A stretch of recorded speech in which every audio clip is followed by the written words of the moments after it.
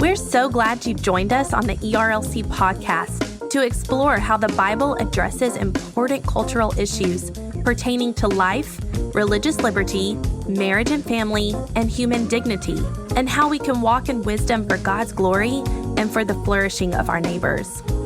If you're enjoying this podcast and find it helpful, please leave a review wherever you listen. This will help more people find and benefit from what we're learning together. We are grateful for the time you take to join us for these conversations.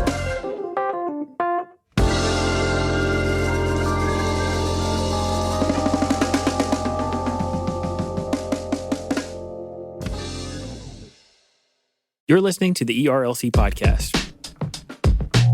I thought about, as Megan's, one second, our garage is going up and it's really loud. What? I thought you were being attacked by aliens. Space shuttle's landing. That's our garage. Because it's right, our room is right above our garage. That was really funny. Hello, and welcome back to this week's episode of the ERLC podcast, where every week we're talking about our work here at the ERLC and focusing on what Christians need to know about the things going on in the world. I'm Josh Wester, and with me on the podcast today, as always, are my co-hosts, Lindsay Nicolay. Hello from sunny Nashville. Sunny Nashville, and Brent Leatherwood. Hello from the 2020 Christmas season. That's what I'm talking about. 2020 Christmas season. So I mean, you're getting to know Labor Brent. Day. Yeah, we passed Labor Day. It's Hobby Lobby was decorated a month ago for Christmas, so we're deep into Christmas season by now. Yes, It's 90 degrees outside. It's not even fall yet. Right, so stay inside and decorate your tree. Our listeners need to know that one thing about Brent Leatherwood is that for him, the Christmas season begins sometime right after the beginning of July. And now that we have, crossed the Labor Day threshold, he is all Christmas all the time. And it's only a shame that we're not regularly in our offices together so that we can, smell his Christmas scented candles and all the rest. So, but I wouldn't be surprised if 2020 found a way to cancel the Christmas season. Not the reason for the season, but some of the celebrations. The holiday cheer. Yeah, that would be a very 2020 thing. Also, in this episode, we are going to do something different today. Instead of having an interview, we actually have, I don't know what to call our podcast ninja, but we have Meagan Smith with us right now, and she's just going to be hanging out with us through the episode. I don't know if she'll have much to say until we get to the big conversation. But when this podcast releases Friday, that marks the 6-month mark since the day when everything really shut down in the United States, which was on March 11th, which was that epic day where there was this big spiral. We'll talk more about it later. But anyway, we're going to just kind of do a reflection, talking to each other about what we've learned across the last 6 months. But so that we can get into it, Lindsay, tell us what the ERLC has been talking about this week. Okay, so this week on our site and on social media, you might notice that we have an emphasis on civility, or what President of the ERLC, Russell Moore, likes to refer to as more like convictional kindness. And so we wanted to highlight this. We have some resources coming out. So we put some articles on our site. And one of them, that's my favorite from this week, is by Catherine Parks, who is a great writer. She's got several books out and several books for young girls and young boys about men and women who have lived profound lives for Christ. But she has an article that's titled, "Are We Teaching Our Children Civility with Our Lives? Putting Ourselves in Another's Shoes." And this all stemmed from when she was watching her local school board meeting, which I'm sure brings out the best in almost anyone. But she just kind of thought in her mind and said out loud, "Oh my word, I can't believe these people, what a joke." But then she was immediately convicted about what she was modeling for her children because they were there, right there, sitting next to her. And she goes on in the article to explain that in our words and in our actions, how we treat people models for our children what we think about people. And it models kindness, or it models really hatred. It models valuing God's image in people, or it models thinking or showing favoritism, showing that some are better than others. So she calls us to show our kids a better way. And she gives us some questions to use to check our own hearts, which I think are really helpful. But overall, this is just a great article that doesn't just apply to our children, but that applies to everyone that's watching us on a daily basis. This is a really good piece. Catherine Parks is one of my favorite people on the planet. And I saw tons of people, though, sharing this article yesterday on social media. People that, just randomly, not people I know or anything, but just randomly sharing this across both Facebook and Twitter.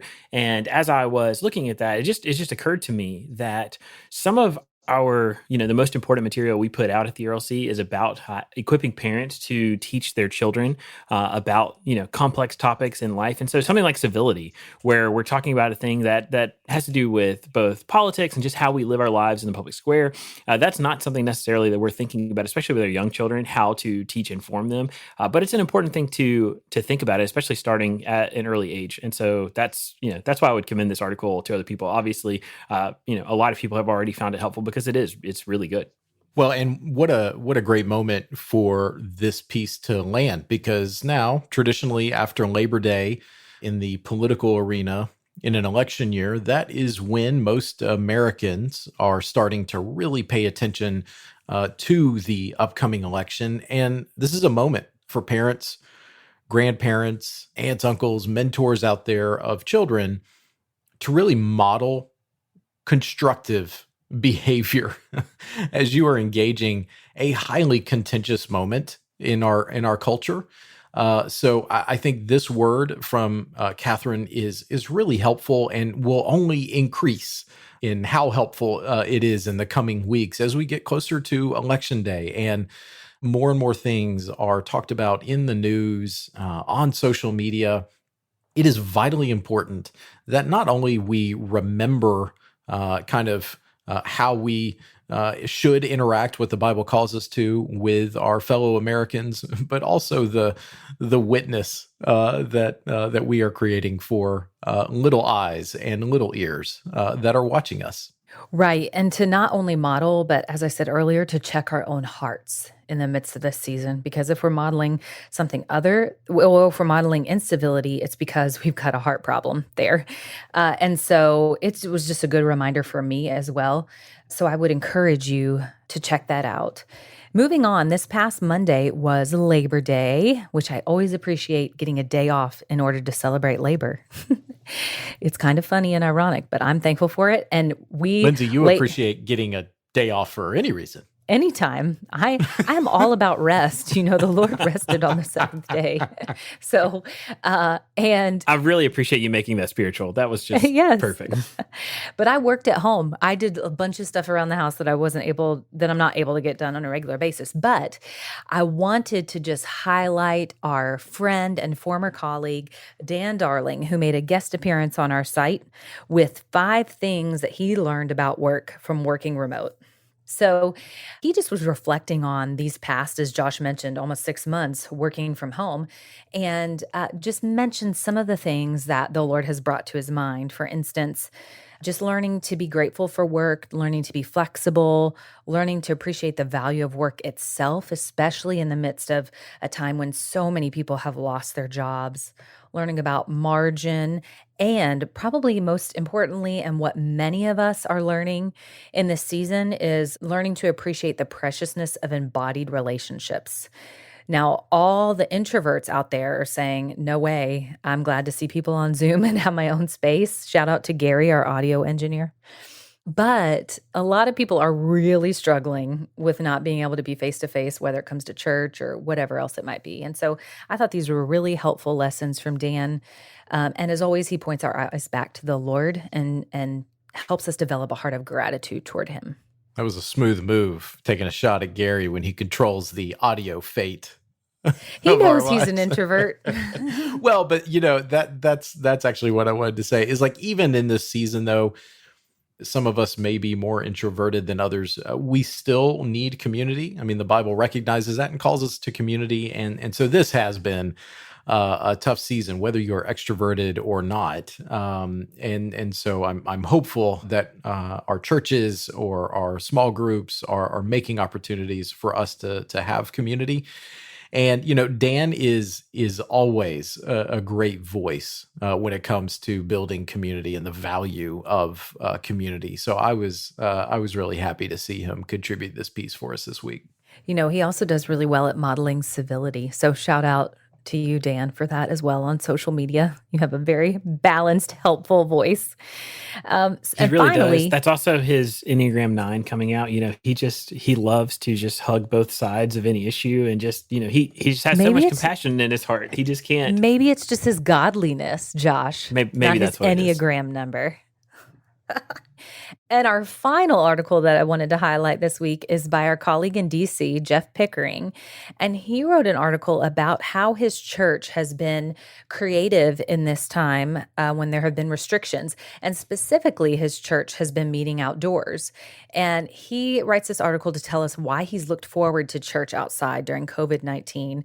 And it's really a great reflection on just how Sundays, even though they've been different, they've been something that he has looked forward to. They've been ways that meeting outside has provided his church opportunities to minister to people that they normally wouldn't be able to. It's provided him a greater appreciation for his leadership, his church leadership. And then it's taught him how disruptions are actually opportunities from the Lord, to trust the Lord, to put our hope in him, to find our joy in him, and to see how he's working around us. So I would encourage you, go to ERLC.com and just read this reflection and let the Lord use it to encourage you that even in these strange times, we know that the Lord is still at work and that he's still on his throne.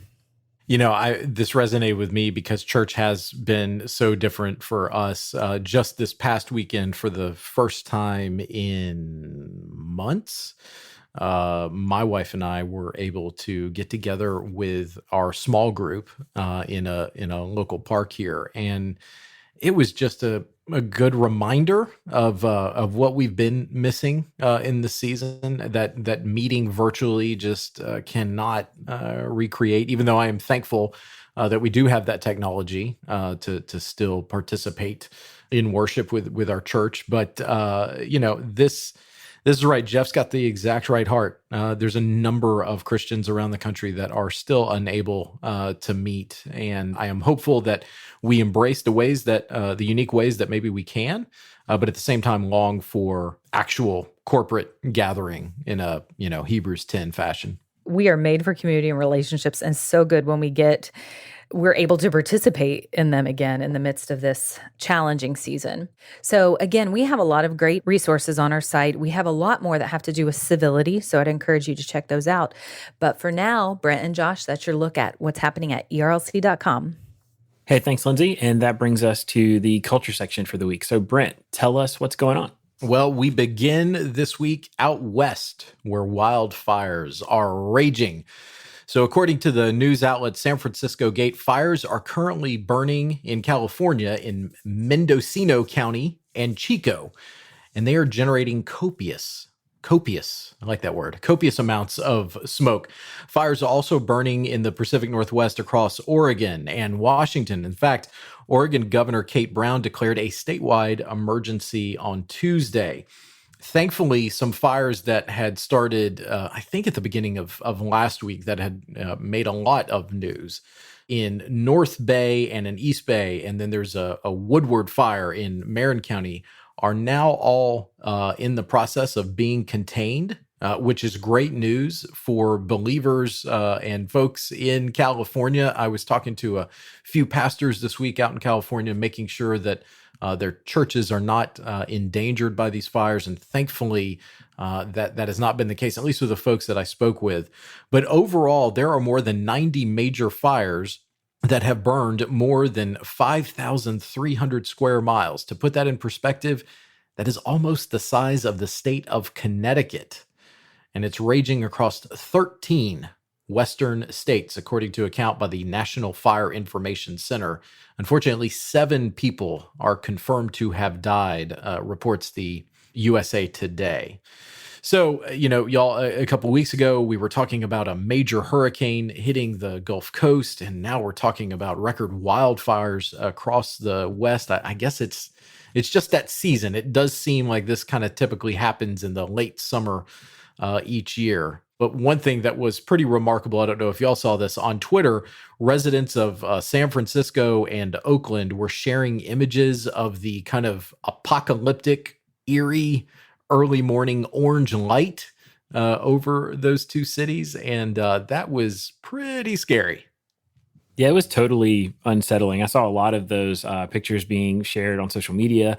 Just the orange glow that is, capturing San Francisco right now. And if you look at pictures of the skyline or even from the Golden Gate Bridge, it's just unbelievable to see the damage that's going on there. I saw somebody on Twitter. This was they dropped an orange filter over the Full House theme and theme song and said if Full House were made today, and so you could just see they're riding in their convertible and then everything is orange. And I mean, honestly, that's what it looks like out there right now. It is so devastating. And honestly, as a Christian, what it makes me think about the fact that we live in an age and a world that craves and prizes security, but there is no, there's no amount of money, there's no place you can be, there's no thing you can do that's going to totally, separate you or ensure that you are safe from even these violent acts of nature.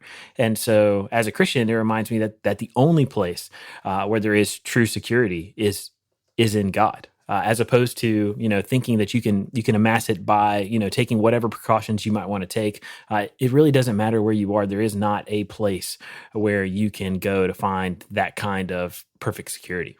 Yes, and that security in the Lord isn't something that's promised here and now as far as physical safety, but that we know that in Christ our eternal safety is secure, and that one day there will be a new heavens and a new earth that will not have scary fires like this and pandemics. And I can't wait for that day.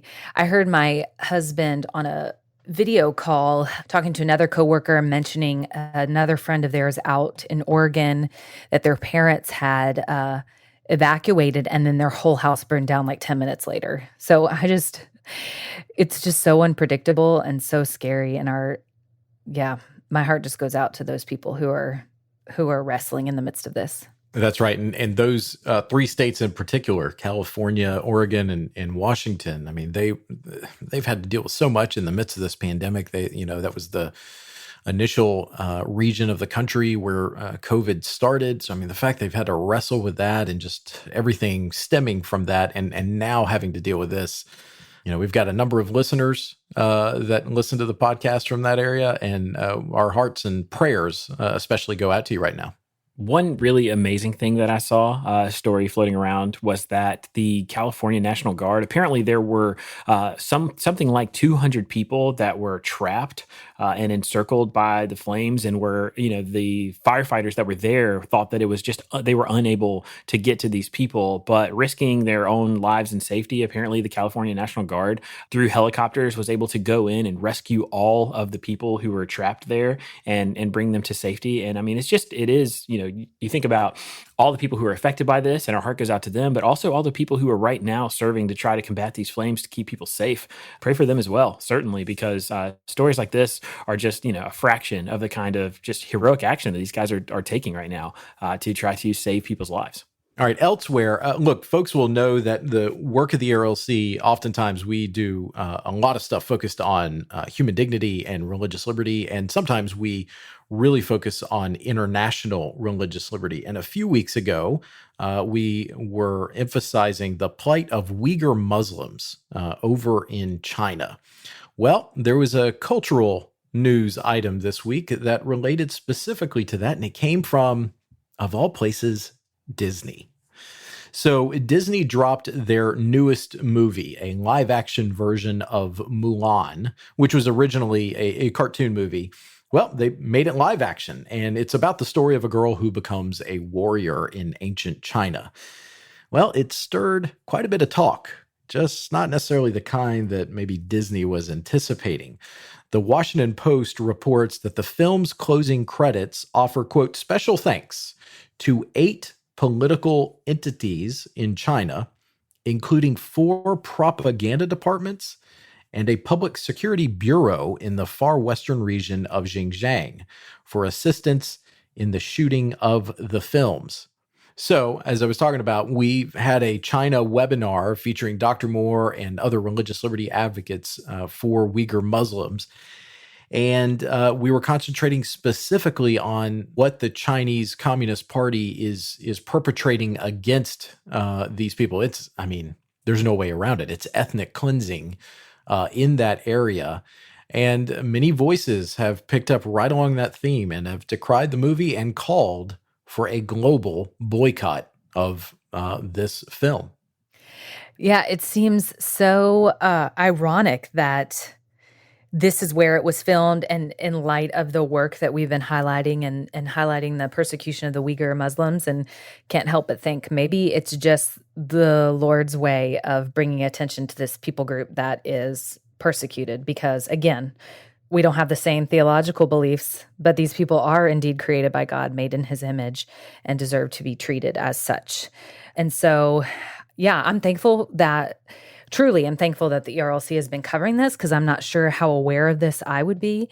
And the connection with Disney and Mulan, I'm not sure how aware. So I am thankful that that DC and many others, our DC team and many others, have been doing the work to highlight this plight of the Uyghur Muslims and to call for their just and their fair treatment, and to call out the Chinese Communist Party. I don't want to watch the movie, but I kind of do want to watch it just because it's one of the live action films, but I feel like I shouldn't because of what has happened in the filming of it. There's just so much going on here. I mean, this whole story is really multifaceted because on the one hand, we're looking at what's going on there with the persecution of Uyghur Muslims in China, which is awful. And we've been trying to draw attention to that for a long time. It's a human rights crisis. It is a religious liberty crisis. And it is just violent, brutal, wicked oppression at the hands of the Chinese government and the Chinese Communist Party. As a Southern Baptist, we're famous for having boycotted Disney in the past. Well, now we're looking at a situation where Disney very recently announced that they were potentially going to stop making movies in the state of Georgia over pro-life legislation that was being considered in that state. And now we're looking at the same company, the same multi-billion-dollar corporation, deciding to make a movie in a place where fundamental human rights are being suppressed, where and violated, where human beings are being put in internment camps, and potentially where genocide is being perpetrated. And so looking at all of those different factors shows you how complicated this situation really is. But to distill it down, what we really want to say is that human life matters and is valuable, and that's the message that we should take to China. It's the message that we should take to Disney. And this backdrop of this movie, Mulan, is actually drawing attention to a human rights crisis and hopefully elevating the importance of one of the fundamental things we believe, which is that every life is sacred. That's a good word. And it reminds me of two things. One, we've been consistent in pointing people towards the fact that America needs to oppose China morally. That was what Dr. Moore laid out last fall, almost a year ago now, in his Wall Street Journal op-ed about this very issue. And we've continued to highlight it amongst other areas of concern globally as it relates to persecution. But then there was I wish I had flagged it because it was a really salient point. This should cause us to rethink assigning kind of moral clarity to corporate actors, because you just get these inherent conflicts. Because just like you pointed out, Josh, Disney is saying, oh, well, we can't film in Georgia, but you can go film in this place where ethnic cleansing is taking place in China. Come on, man. So I just thought that was a great point. And again, this is where Christians are called to step in and lead, and the church is called to step in and lead and model the way forward in a consistent fashion. So on the coronavirus front, an underreported downside of the virus is how it has masked our nation's continued struggle with opioid abuse, reports the Wall Street Journal in what I thought was a really helpful piece. From the article, it says the pandemic has destabilized people trying to maintain sobriety or who are struggling with addiction during a time of increased social isolation and stress, according to treatment providers and public health authorities. In a survey of U.S. adults released by the CDC, 13% of respondents in June said they had started or increased substance use to deal with stress or emotions related to COVID-19. I mean, this was a deflating report, but it's a needed one. We need to be reminded of people who have been rendered vulnerable in this season. And gosh, it was discouraging, no doubt about it. In my family, we have serious addiction issues, and they oftentimes don't make sense and thrive in isolation. And when has there been a more isolated time in in modern day history than now during the pandemic, when you can't help but be isolated? So it's just a reminder to us to check in with our friends and family, check in with our neighbors, those who are around us, check in with our church members, because a lot of times you never know who it is that's struggling with addiction. It's not just the man living on the streets. It could be the teacher, who is struggling with coping with the new way of school or whatever it might be. So we need to be thinking beyond our own small units, and reaching out to those around us. That's right. And look, the news has rightfully focused on those who have lost their lives because of the virus, but we cannot forget those who may succumb to what are kind of known as these deaths of despair, because those are equally as heartbreaking. And you're right, Lindsay. That's how we as Christians, especially, can connect with those who might be in those vulnerable situations. All right. Well, so we got some good news out of New York this week. So if you live in New York, this is a positive development. New York City will allow indoor dining at restaurants at a limited capacity starting on September 30th, according to the governor. It lifts a 6-month ban aimed at stemming the spread of coronavirus. Indoor dining had been one of the few remaining business activities awaiting approval to resume since the city began a phased reopening of its economy in June, reports the New York Times. So, hey, just a little bit longer if you're in New York City, which obviously has seen tremendous issues with coronavirus. This is some good news to, quote our former colleague Dan Darling. However, there have been some setbacks, so we can't just gloss over them. West Virginia University, which I've always wondered, why aren't they the University of West Virginia? But maybe that's just me. Well, anyways, WVU becomes the latest major university to backtrack on in-person classes for students, according to CNN.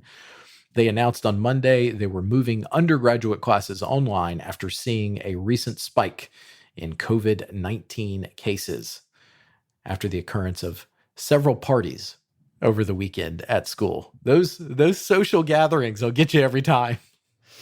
Those college kids. Hey, maybe it's because WVU rolls off the tongue better than UWV. I think it's just because you've been conditioned to say that. But just say it. WVU, UWV. It kind of works. Yeah. I would just go with UWV. Maybe that would. I don't know. Perhaps. Yeah. Well, Lindsay, I know this next part is going to make you really excited. So while WVU is going backwards, the Olympics are moving forward.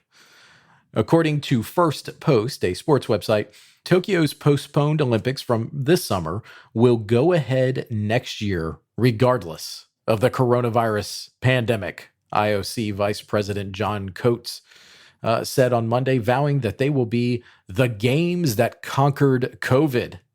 Man, that's some pretty strong statements. Is that a new Olympic sport or something? Like, what does that even mean? Well, so the Olympics have never been canceled outside of the 2 world wars. And Coates was adamant that the Tokyo Games will start on their revised date. And if you remember when we talked about this earlier, this late spring, I guess, when they made the decision to postpone them, when they get postponed to the summer of 2021, they still will be called the 2020 Olympic Games. So I guess that means that the subsequent years will remain on track. So 2024 will be our next. Yeah. So really what you're getting is back-to-back years of Olympics then. Which is right? awesome. That is awesome. And honestly, I'm a fan of just making that a permanent thing. Like, let's just give me the Olympics each summer and each winter, and I'll be a happy man. Between the Olympics and the World Cup, like that's my, those are some of my favorite things. And so, yeah, I mean, more world sports competitions, That's a better thing. That's right. Well, we're going to go from football to football because that's what... Oh my word! Because Dad joke alert. That is Very nicely done. That is the other thing that is moving ahead. The NFL. So the first games are this week, y'all.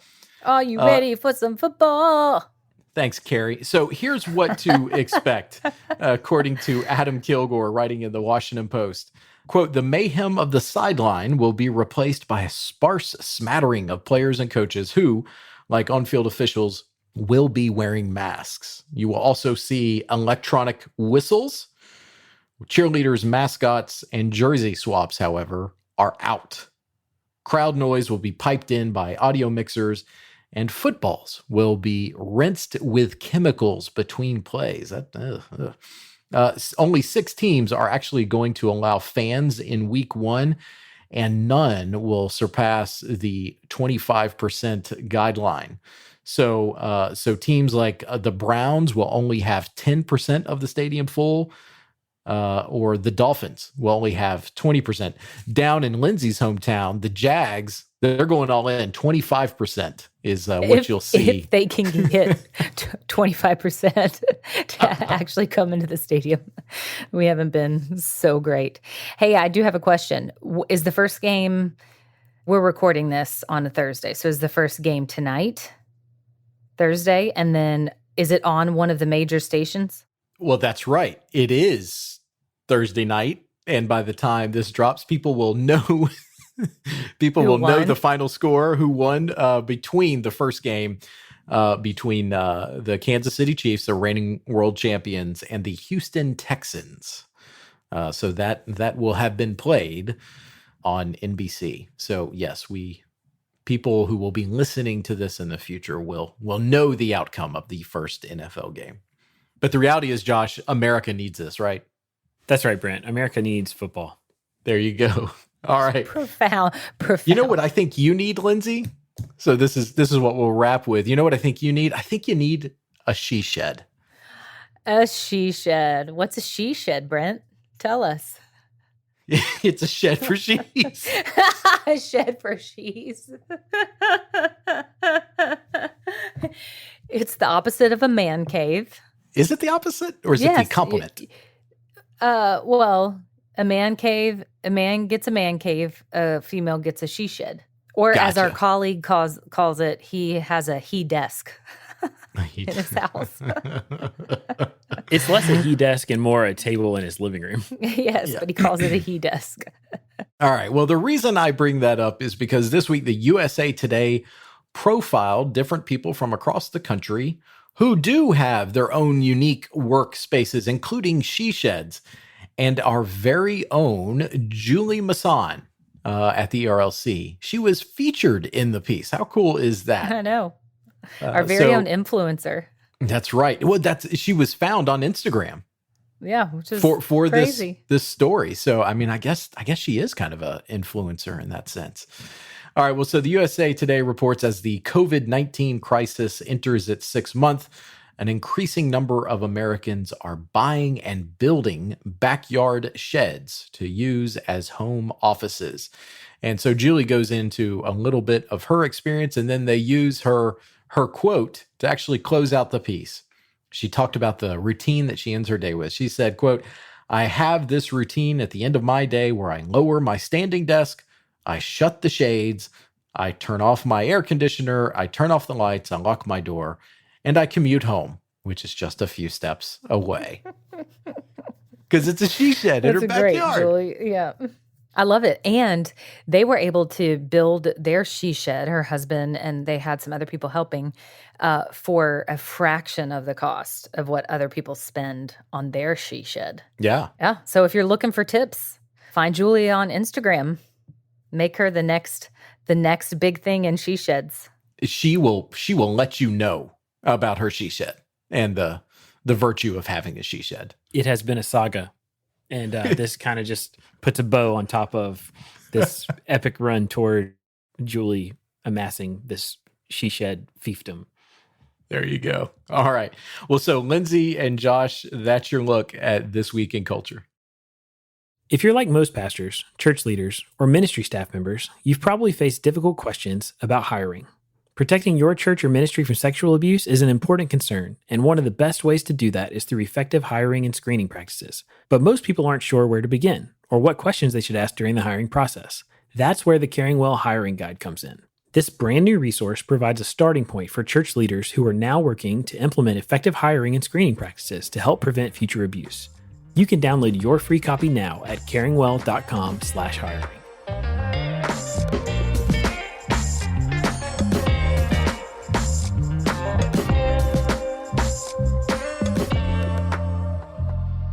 So as I mentioned at the top of the show, for today's episode, instead of doing what we normally do, which would be to interview somebody from some part of evangelicalism or Southern Baptist life or from wherever, instead of doing that today, what we're going to do is kind of just a roundtable discussion. As we were thinking about the show this week, we realized that this Friday marks the 6-month mark since March 11th, which was the day where it felt like the whole country came to just a grinding halt when we realized that coronavirus was going to be something that affected our lives much more drastically than many of us had anticipated before that. And so thinking back on the last 6 months, hopefully this is something that we will only ever experience one time in our lives. And, in light of that, we just wanted to take a few minutes to just kind of talk through what the last 6 months have been like, what it has been like to spend half a year in this very unique time, not only just in American life, but across the globe. And so as we're thinking about those things, I just came up with a list of questions that I'm going to kind of pose to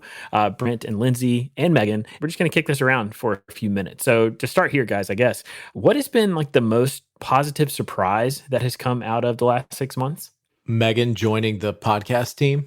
Okay, I'll add that to my list, I guess. No, absolutely. You have been such a helpful addition to the team, particularly for me, because you construct the cultural roundup options for us to choose from, and so I'm personally just really thankful that you're on the team. So that's a really positive development in my book. Well, great. I think the most surprising positive thing for me has been how I've been able to reconnect with friends that I even don't see often, even before quarantine, friends that I just would only see maybe once or twice a year. I now talk to them on various platforms weekly or even daily. And because of quarantine, it's been oh, we can do this. We can talk. We can use all these different platforms to keep up. And that's been really positive. I have an ongoing weekly porch hangout with some actually elementary school friends. And that would have never happened if we hadn't, some of us lost our jobs or kind of lost some hours and been isolated, which has been really cool. Yeah, I can echo the same thing for me, honestly. It's been strange that as our lives shut down for a while, it became normal to talk to people over Zoom or over FaceTime or over Skype or whatever. And that didn't just include the people that you were already seeing daily. Then it was a normal thing for us to connect with people or for me to connect with friends that I wasn't talking to regularly because I didn't feel weird about saying, hey, do you want to schedule a Zoom call or whatever? And then it was just a way for me to connect with a lot of people. So that's really cool. Several things for me. The slower pace has been really nice and made me think about when things return back to normal. What do I want our lives to look like? Also, having my husband work at home, it reminds me of the time when the center of the economic activity was out of the home. And so husband, wife, kids weren't so separated. So now we're all just in the same place. And it's just nice to be able to see him whenever I want, to interrupt his work, to annoy him a little bit or whatever it might be. He gets to see his daughter a little bit more. And so we realize that we'll be able to look back on this season and call it a gift because it's so different when he's going back into the office. And then finally, a pleasant surprise of a quarantine baby. Quarantine baby due in January. I think we found out right around the time quarantine was happening, or no, maybe a month after or something. I don't remember. And the quarantine baby who turns out to be a boy, which is the biggest shocker of all, because I know it's a 50-50 chance, but it just did not seem possible to me. I thought girls for sure. But anyway, so that's a big surprise during the quarantine. I would absolutely agree with what you were saying about the kind of slower pace, particularly on the home front. I mean, I think it's interesting that basically you're saying the Nicolay household has turned into Little House on the Prairie.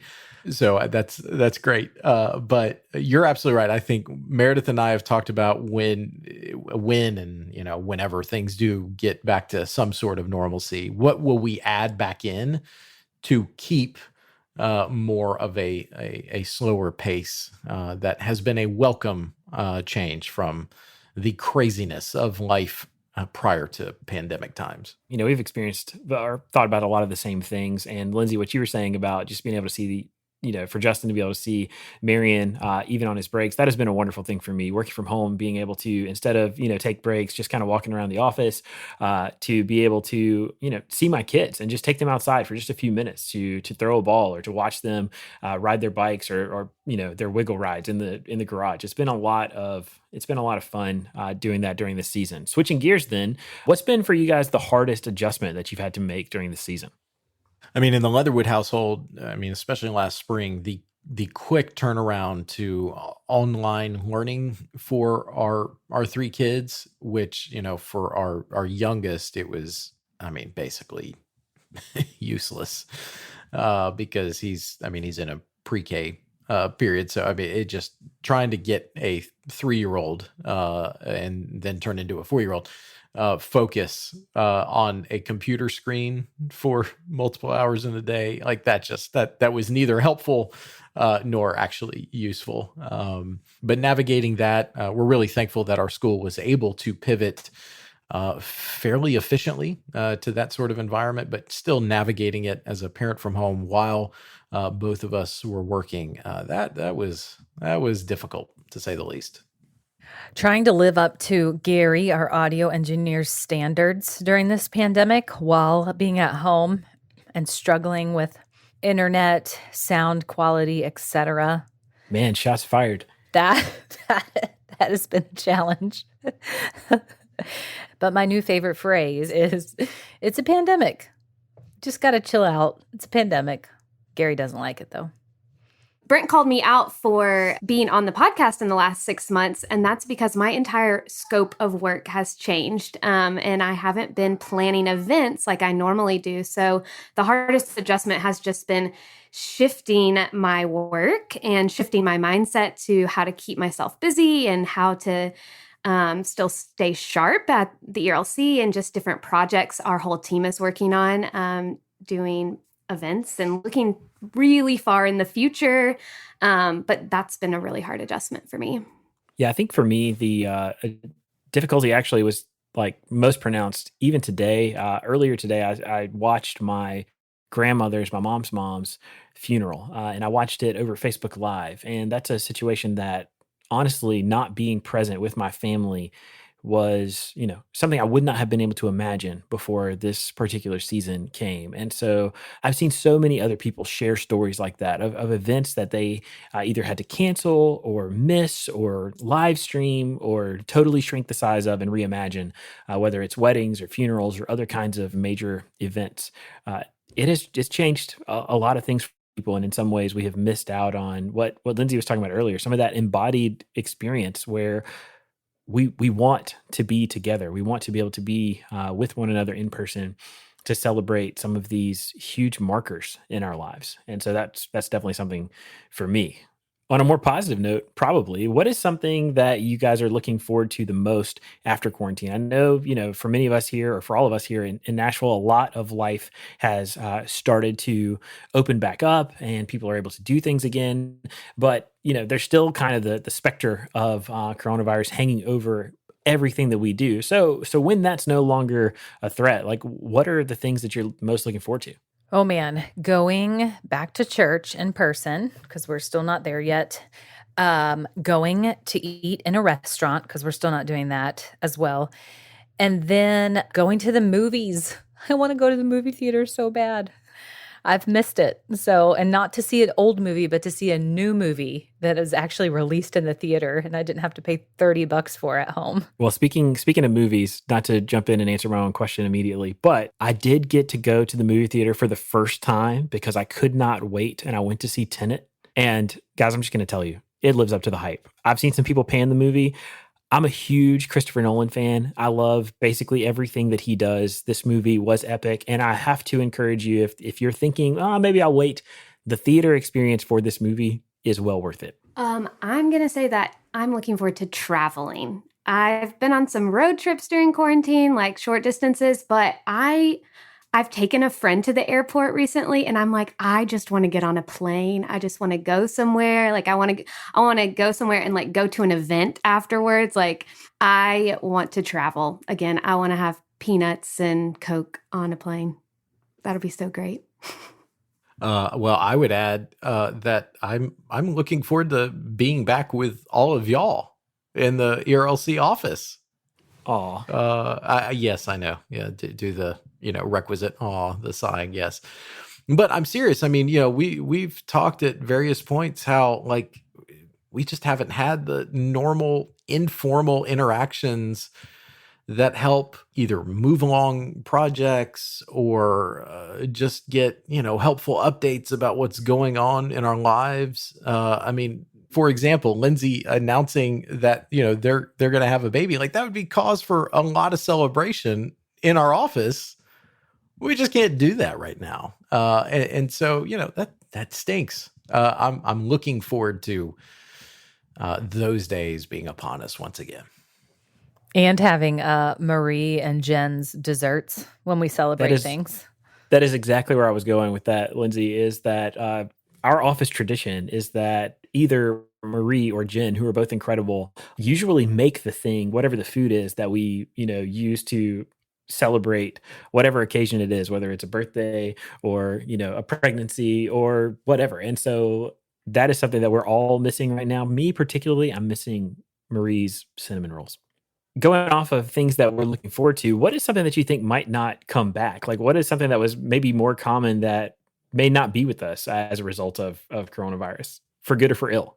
I was going to say movie theaters, but since the two of you have talked about that experience of being central, don't say that. But I just feel like, well, put it this way, I feel like there will be a lot less of them. There so very sad. well may be. It is sad. The benefit of the AMC deal is that you can like choose your seat ahead of time and then it marks out the seats around you so that you can do social distancing right now. Plus, when I went to the movie theater, there was no one there, which honestly made me feel better about being there. But it also makes me sad because I know that's a threat of having a lot of theaters and other things like that get shut down just because they're not, taking in revenues right now, or that those things are way down. I'm thinking maybe the handshake is going to be forever gone, bid farewell, which my husband will be celebrating.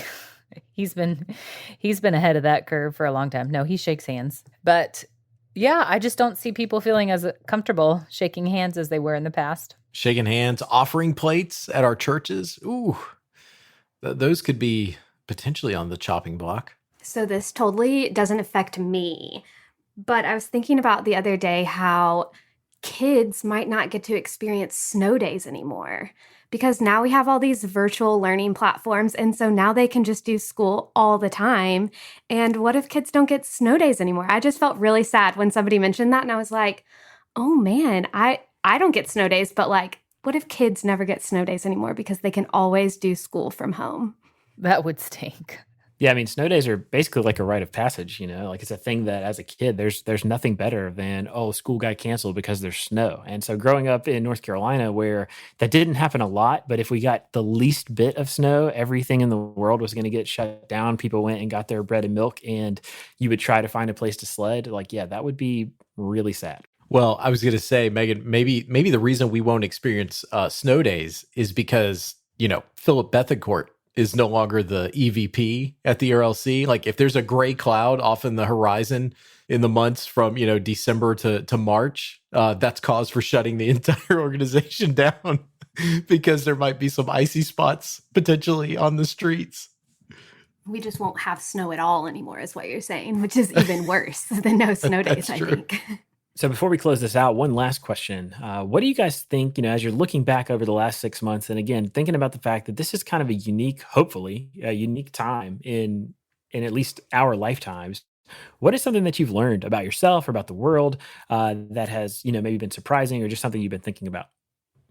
I think for me, one of the things that maybe the Lord has been driving home is the importance of being content with what he gives.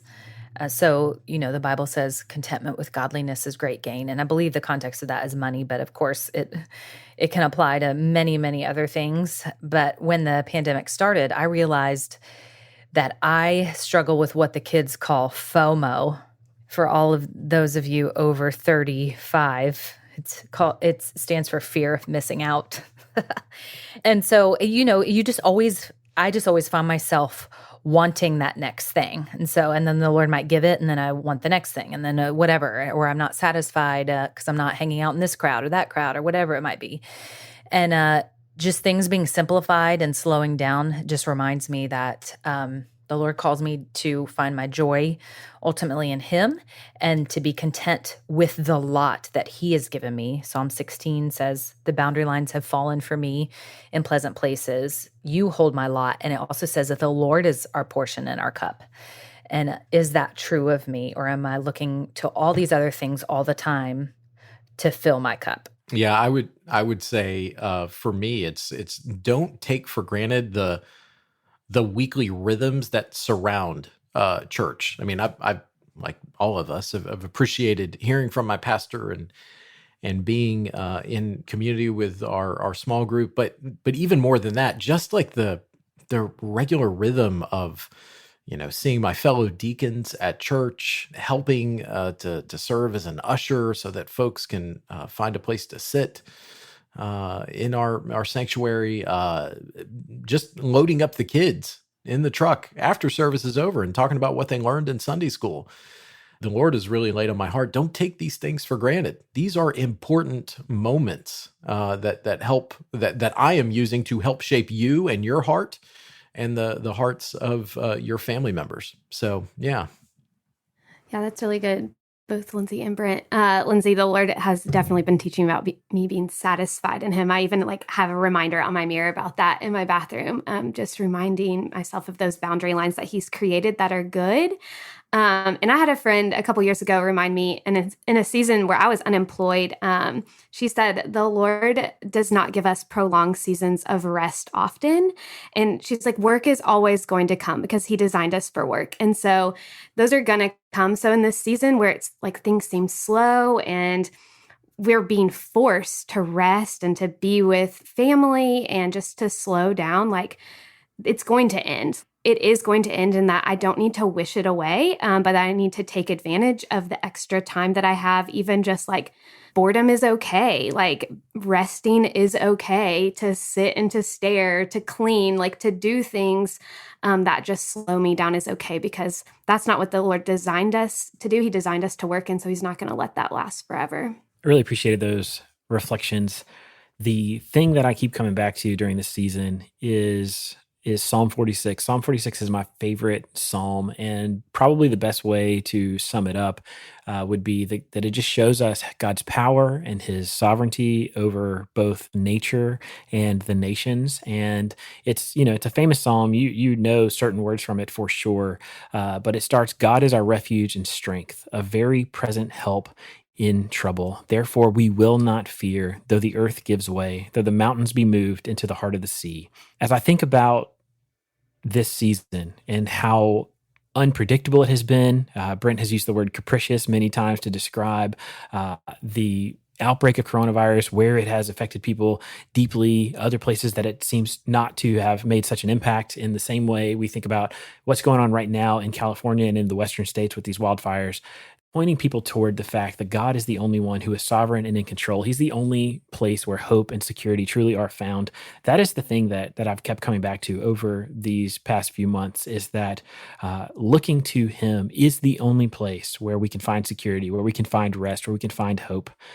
And so that's been my big reflection is if you haven't read Psalm 46, it is only 11 verses. I would encourage you, take it and go even read it today and maybe just pray through it to hopefully, just to revive your soul and to remind yourself of the fact that God is in control. So we'll go ahead and wrap it there. That was a fun time, just kind of looking through our the last 6 months and thinking about what we've learned and what has changed. And so hopefully you enjoyed that conversation. Just as a reminder, you can find links to all the things we talked about today in the show notes. And if you like the podcast, if you would, please consider helping us spread the word by sharing this episode on social media or going into your podcast app and leaving us a rating or a brief review. But for Meagan, for Brent, for Lindsay, and for myself, we want to say thanks so much for listening, and we look forward to being back next week with more content.